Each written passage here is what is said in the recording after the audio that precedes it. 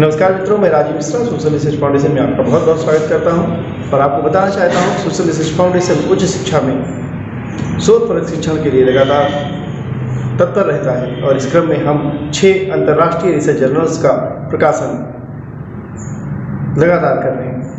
मित्रों, जर्नल्स की जो गुणवत्ता है उसका प्रमुख कारण है हमारा रिव्यू प्रोसेस।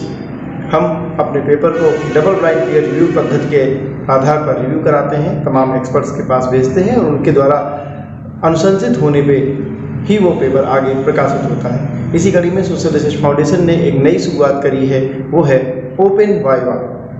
इस क्रम में हम जूम मीटिंग के तहत एक्सपर्ट और लेखक को आमने सामने रखकर एक साक्षात्कार कराते हैं, जिसमें दोनों एक दूसरे से अनभिज्ञ होते हैं। खाली उनके पेपर एक दूसरे के पास होते हैं और वे अपने पेपर पर एक डिस्कशन करते हैं एक्सपर्ट से, और एक्सपर्ट उस पेपर पर साक्षात्कार पद्धति से डिस्कशन करने के बाद पूरी तरह जब संतुष्ट हो जाता है तब वह पेपर हम अपने जर्नल में प्रकाशन के लिए भेजते हैं।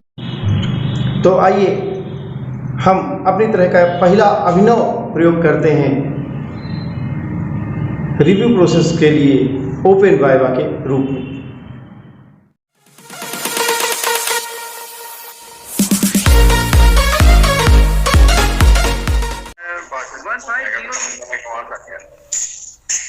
ठीक है, अब तो ये आई उसमें भी आ गया, व्हाट्सएप पे भी आ गया। 15097 पे जो पेपर है वो है क्या? जी सर। मैं आपका पेपर स्क्रीन पे लेके आऊं? जी सर। जी ठीक है। तो 15104 पे जो सर है, आप अपना वीडियो ऑफ कर लीजिए और हम लोग को सर आप ज्वाइन कर सकते हैं, ताकि कभी आप भी हमारे साथ एज रिव्यूअर भी जुड़ेंगे और बाकी चीजें भी हैं। तो ठीक है, 15097 पे मैं आपका पेपर शेयर करता हूं और कृपया आप अपने पेपर के बारे में हमारे रिव्यूअर्स को बताइए। जी सर। एक बात मैं और आप लोग से निवेदन करूंगा कि 15097 के अतिरिक्त जो सारे लेखक सज्जन हमारे साथ जुड़े हैं या रिव्यूअर सर जुड़े हैं, उनसे निवेदन है कि अगर अपना आप लोग माइक ऑफ कर लेंगे तो हमें जो अनावश्यक आवाजें हैं वो नहीं सुनाई देंगी और डिस्टरबेंस भी नहीं होगा। ठीक है, तो मैं फिर शेयर करता हूँ इस पेपर को। है आपसे, आप भी एज होस्ट सर, आपको एक रिक्वेस्ट है, आप भी एज होस्ट उन लोगों का माइक ऑफ कर सकते हैं, म्यूट कर सकते हैं। मैं कोशिश कर रहा था, बाई चांस मैं कोशिश कर रहा था लेकिन नहीं हुआ, पर इस बार से मैं भी ऐसा ध्यान रखूंगा। जी थैंक यू, मैं करता हूँ।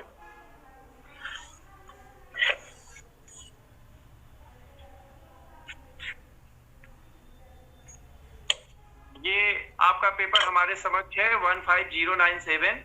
इसमें जैसे मुझे ऊपर दिखाई दे रहा है कि add latest review of literature 2019 और 20 का, तो आपसे निवेदन है मैम कि सबसे पहले ये निवेदन कर दे रहा हूँ कि कोशिश कर लीजिए कि 19-20 में अगर कोई स्टडी हो तो हमको भी भेजने का कष्ट करेंगे। ठीक है? ठीक है सर जी, ठीक है। जी जी, बाकी आपका पेपर आपके समक्ष है, आप प्लीज प्रस्तुत करिए। जी सर।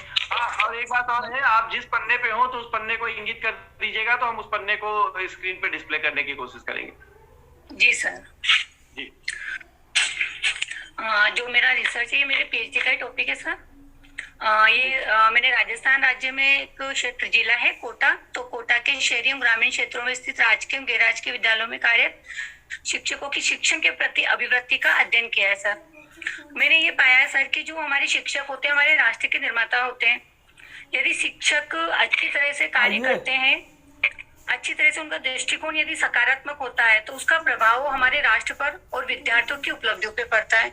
तो मैंने ये तय किया कि जब मैंने आसपास में अपने एरिया में देखा कि शिक्षकों की जो शिक्षण अभिवृत्ति है वो किन कारणों से प्रभावित होती है, किन कारणों से उनमें नकारात्मक भावना आती है, तो ये जानने के लिए मैंने ये टॉपिक लिया है। ये इसकी नीड थी सर। जो मेरा टॉपिक है सर, उसके ऊपर ये है कि मैंने इसको 2 एरिया में डिवाइड कर दिया, एक ग्रामीण क्षेत्र और एक शहरी क्षेत्र।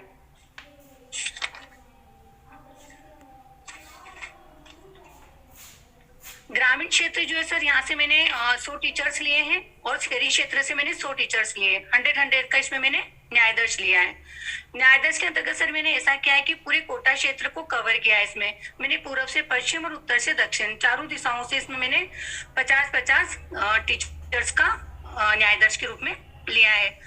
सर जो मैंने इसकी टेबल बनाई, जो मेरा उद्देश्य था वो ये था कि पहले मैं शहरी क्षेत्रों के जो शिक्षक हैं उनमें कंपैरिजन करूं, उनका अध्ययन करूं। उसके बाद ये था कि मैं जो कोटा के ग्रामीण क्षेत्र है वहां के टीचर्स का कंपैरिजन करूं, दोनों की तुलना करूं। तो तुलना करने पे सर मैंने ये पाया कि जो राजकीय शहरी क्षेत्र के जो टीचर्स हैं सर, तो उसमें राजकीय एवं गैर राजकीय जो विद्यालय हैं उसमें राजकीय विद्यालयों के टीचर जो है वो तो संतुष्ट है, उनकी तो अभिवृत्ति सकारात्मक पाई गई है। लेकिन जो गैर राजकीय विद्यालय है शहरी क्षेत्रों में उनकी शिक्षण अभिवृत्ति उनसे नकारात्मक तो नहीं कहेंगे सर हम, लेकिन कम पाई गई है। तो सर जब मैंने अध्ययन किया तो ये पाया गया कि एक तो इनको जो डिस्टर्ब कर रही है वो चीज इनकी योग्यता। मैंने ये देखा कि प्राइवेट क्षेत्र में भी कुछ ऐसे टीचर्स होते हैं जिनकी योग्यताएं कम होती है, तो वो धीरे धीरे मतलब उस चीज को डिस्टर्ब करती है, उनको कहीं ना कहीं उनके मानसिक संतुलन को कमजोर करती है। दूसरा ये है कि महिला और पुरुष दोनों में कंपेयर करने पे सर ये पाया गया कि जो महिला शिक्षक है वो अधिक संतुष्ट पाएगी, उनकी शिक्षण अभिवृत्ति वो अच्छी है, वो विद्यार्थियों को लेकर के अपने प्रोफेशनल को लेकर के उच्च स्तर पे पाई गई है। लेकिन जो पुरुष शिक्षक है उनकी शिक्षण अभिवृत्ति इतनी उच्च नहीं पाई गई है। दूसरा इसमें आता है कि जाति का प्रभाव, जैसे अनुसूचित जाति और सामान्य जाति, इनमें भी किसी प्रकार का कोई डिफरेंस पाया गया है। उसके बाद आता है सर उपलब्ध सुविधा। हमने देखा है कि सर जो ग्रामीण क्षेत्र होता है, जो मैंने रिसर्च किया उसमें मैंने ये पाया सर कि जो ग्रामीण क्षेत्र है उस ग्रामीण क्षेत्र में जो महिला टीचर्स है उनकी अभिवृत्ति कमजोर पाई गई है। जब वहाँ पे सर मैंने निरीक्षण किया तो वहाँ ये पाया गया कि वहाँ पे जो उपलब्ध संसाधन है वो कम है। मैं चाहती हूँ सपोज आपका वाइवा में भी यही क्वेश्चन आएगा, पीएचडी वाइवा में, तो जी मैम, आपको क्या लगता है कि फ्यूचर स्टडी क्या होना चाहिए? ये तो आप कर रही है, सब कुछ अच्छा ही किया है, लेकिन फर्दर स्टडी के लिए क्या क्या सजेशन होना चाहिए? आप एक दो बोलिए, वही होगा।